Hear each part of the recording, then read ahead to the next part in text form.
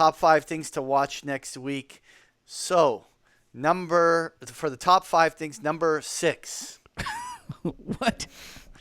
No such thing as a bad tick. So, okay, look, Wait, we number added 6? we added a number 6 because I really wanted to talk about your bad tick and we couldn't figure out which one of the top 5 to. That's right. We had such a drop. good top 5 that we decided to make it the top 6. So bear with us. Let's go. Okay, it What was is just the simply no such thing as a bad tip? I just wanted to talk to pound sterling.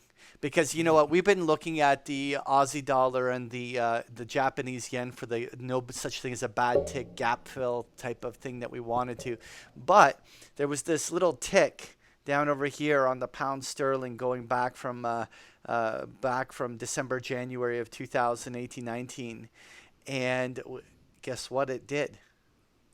It filled it. It See, I filled. told you. No there's such thing no as a bad such tick. thing as a bad tick. So And you so, laugh. And no, you but laugh this, at my this squiggle worked. analysis. There we go, baby. This worked for you right now, and you know what? Listen, I'm totally open to you being right on this. I'm this to me. This is new for me, so I'm looking at this more as a case study than rather to trying to fade you on the other side. But like when you look here, this is the yen US dollar. Let me do it the opposite way because you're gonna freak out on me. No, I'm getting used to your. So backwards. here's your no such thing as a bad tick US dollar yen bottom, which is at 105. Yeah. And you know what? It might still happen, right? Yeah. Don't write it off, baby. Anyway, the pound So you had to sterling did include it. The pound sterling did it. It did it. Because I have something to tell you about the pound sterling. Tell me. I am looking to get long. I'm picking my spot. I want to sell euro pound so bad, and I'm just been watching. I remember kind of thinking about it. Can you pull up euro pound for me? Yeah. So this is like the BMW Jaguar spread. So the here we go. BMW Jaguar spread was behaving really well in May. Until you And it started looked- talking about it. Yes, and I talked about it, but I You didn't called do it. you called the bottom. Yeah, but I'll by- tell you why I didn't do it. Tell me Because why I you thought didn't to do m- Because every hedge fund in the world was short this thing. Really? Yeah, it was one of the most popular trades around, and they just got their face ripped off. Yeah, it's been no, that's- straight up since then, and I just think there's a world of pain. I still think it's going to work. I'm waiting for my moment, and I want to sell this, and I don't know where it is.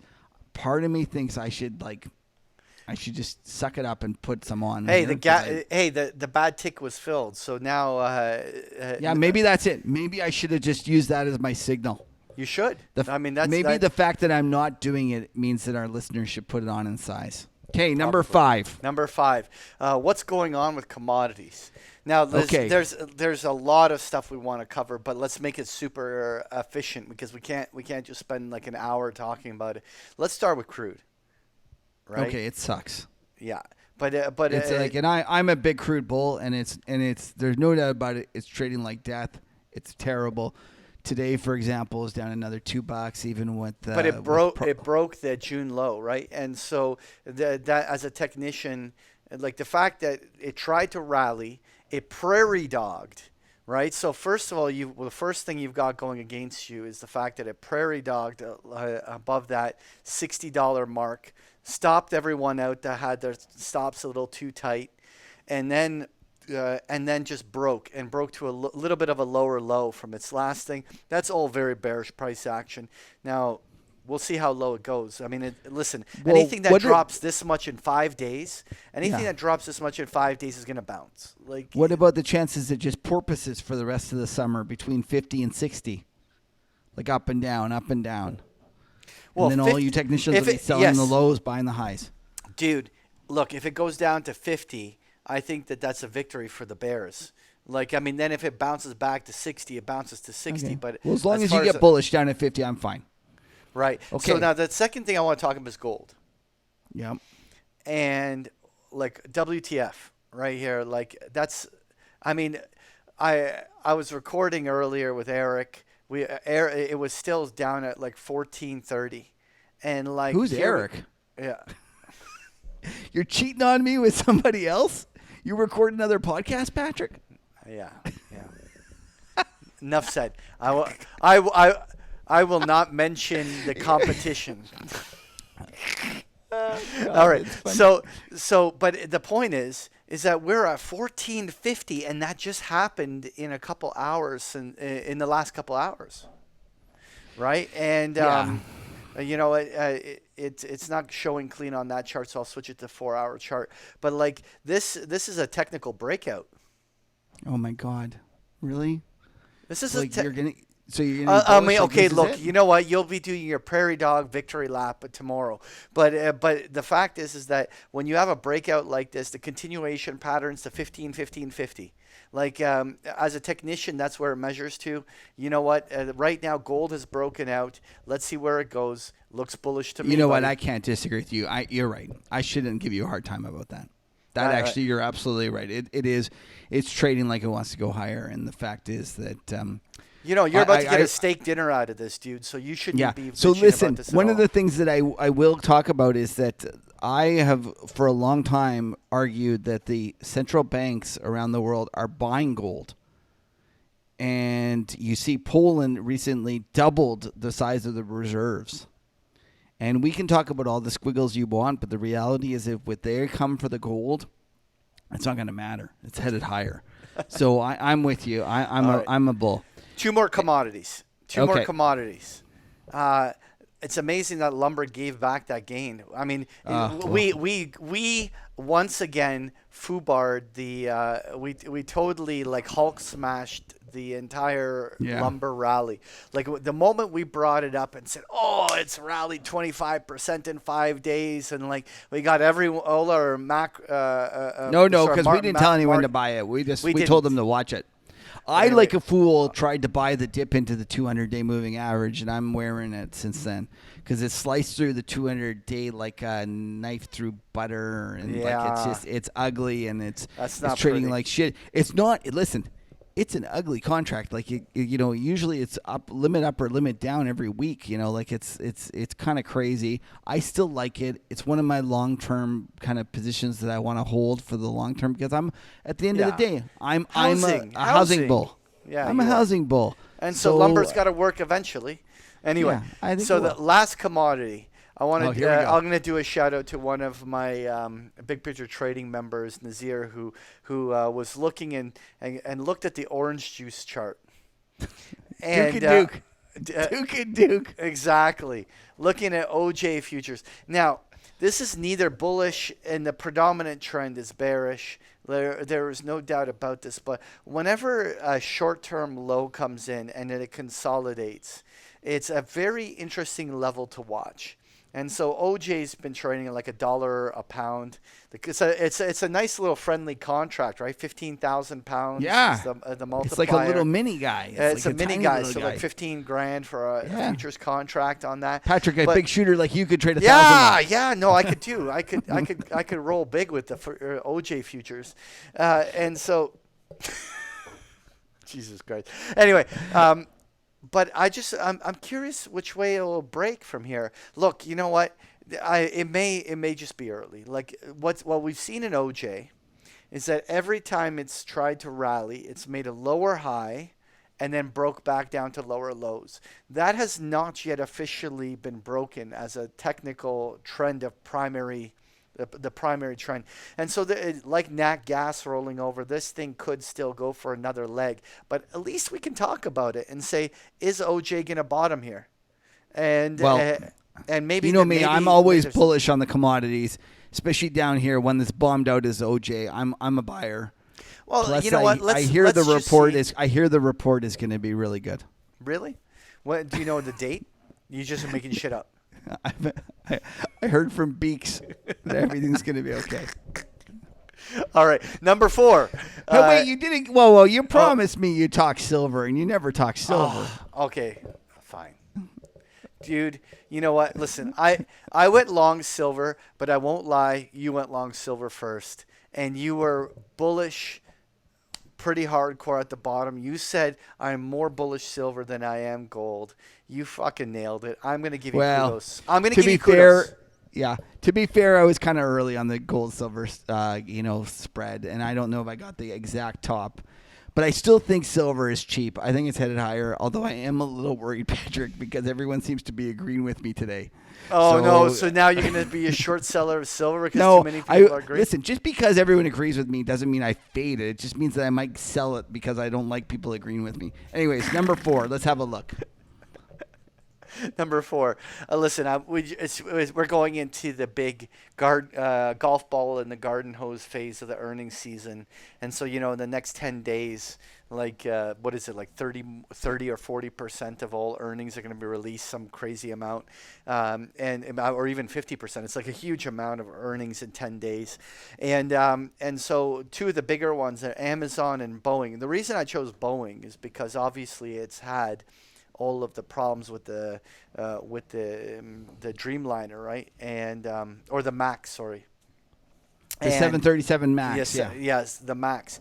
And so I'm curious whether bad news becomes good news, like whether it's all been baked in. Odds are that they're going to be feeling the after effects from it. But the question really is, has it been baked into the cake, right? And so a lot of that is about how it reacts after its earnings.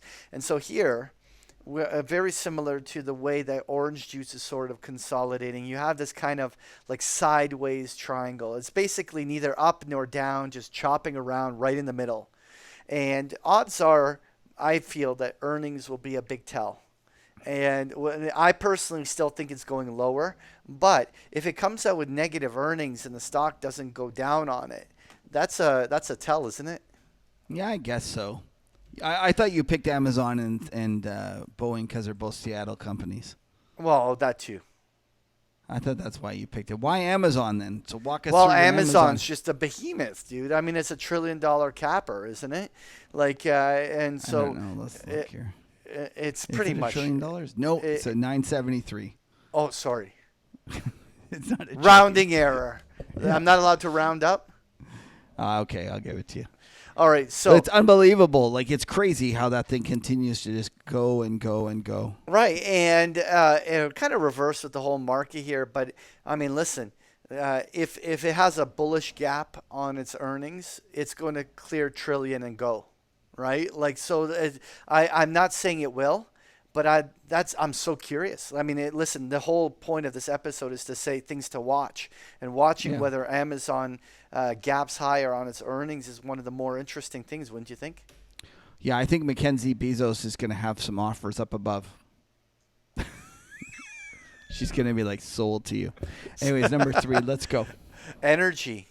Oh, Well, okay, God. look, we talked about oil just a second ago, but Yeah, but you also want to talk nat gas because you were shitting all over my favorite little commodity, and dude, I'm not shitting over it. I actually you were saying that the stocks weren't doing well, and I was they like, aren't looking at it. They are not. Well- They are not doing well. Now, listen, that doesn't mean I don't own some, but they're not doing well, dude. So the point here, like nat gas, broke back down. Now I have a theory. That this is going to be a bottoming formation. By the way, some of my Big Picture Trading members have come up with the reverse prairie dog name. It's a duck dive. Oh yeah, what? It's a duck dive. Oh, I like it. It's like a surfing term. Yeah, it's like a duck dive. So what happens is that like if this is the low, and if we have that like break to a lower low to wipe out the stops and comes back up, that's a little duck dive. Oh, I like it. You like it? But see, Like, you're already assuming it's going to go. Maybe the duck dive was already in June. But what do you think of the name? Is the duck a noble animal? Duck is a very yes, it is. It's like it's a Canadiana. Like it's great. Duck dive for sure. It's like a mallard dive. Yeah, mallard dive. Then maybe mallard dive. That's better Yeah. than a duck dive. Sure. Is it?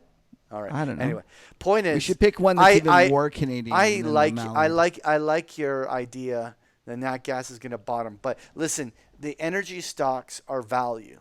There's no doubt about this, and they have been slaughtered. And like, okay, I'll start with a Canadian favorite with Encana. Just broke to a fresh new low. But to take Chesapeake, break into a fresh new low.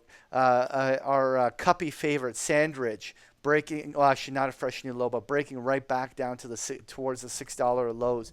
You take something like huge outperformance there on the Sand Ridge. oh yeah, by Cuppy. absolutely. But look at like Gulfport Energy breaking down to 3.66. I remember like a year ago writing puts on this thing around $10 and making money. The thing's at $3.66. Like, No, you're right. You're right, Patrick. You're right. These things they suck. They suck. are trading like shit. But you know what? There's a lower bound of zero. Unlike it's not an effective lower bound like the Fed.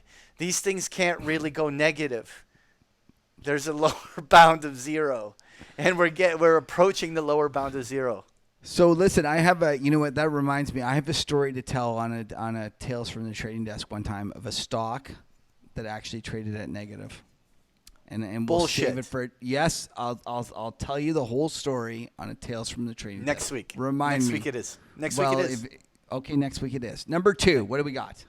Number 2. Well, that's yours. Oh yeah, ECB press conference and European PMIs. Okay, so this is what I have to say about Europe. Yes, I know everything sucks in Europe. Yes, I know that there's no way they can fix it. Okay, but so does the entire market.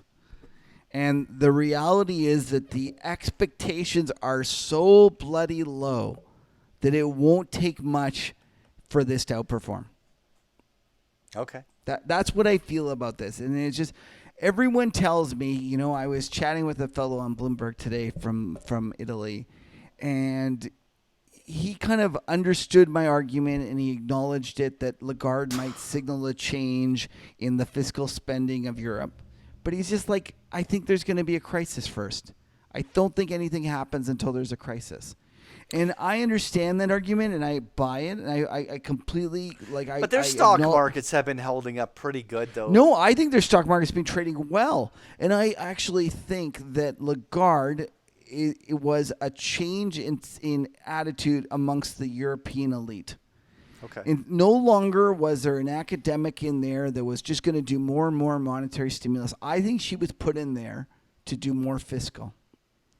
And Yeah. I think, That's Sorry, go ahead. That's going to be a new trend in the world in general. For sure. And I think the Lagarde was that. And now people will say, oh, but she's not even in there yet. And oh, it's going to still take a while for it to happen. And I don't deny those things. But I think that the expectations in terms of what's in the market, right now there is zero expectations of them ever being able to do any fiscal.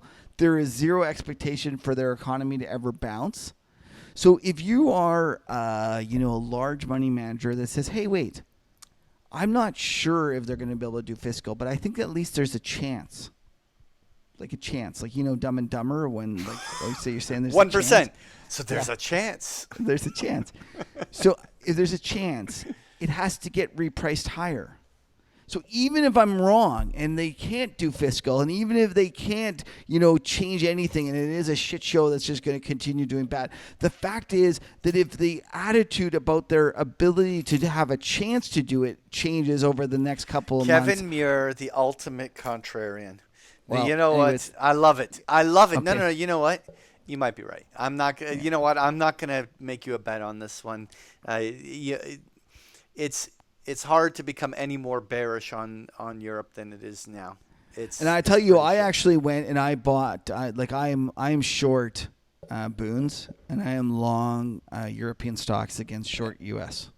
How about And that long, and that is how contrarian I am because Can you think about tell it. me that you're long Greece? Tell me that Cuppy. Oh, I has am long influence. Greece because There listen, you go. That's all I Cuppy need to hear. says- No, don't say anything else. Cuppy says something, I got to go for it. Like Yeah. Cuppy, man, that guy's like gold. All right, well, look, okay, look at this let's- thing. Greece, like the Grek, GREK, US, equity no, go. it's a buy on dip here. Like this thing's going to 12. Like Cuppy, he's awesome. Rock and roll, like Cuppy all the way. Cuppy, yeah, Cuppy, we got to get him back on. We got to Yeah, wait we for his should. next call, and then we should get him back on. Yeah, for Because sure. the guy's awesome. He's awesome. Cuppy's awesome. Like, no, really, honestly. Yeah, I love him. If I you, love him. If you could go drinking with one of our guests, because like Cuppy, you like his picks are awesome.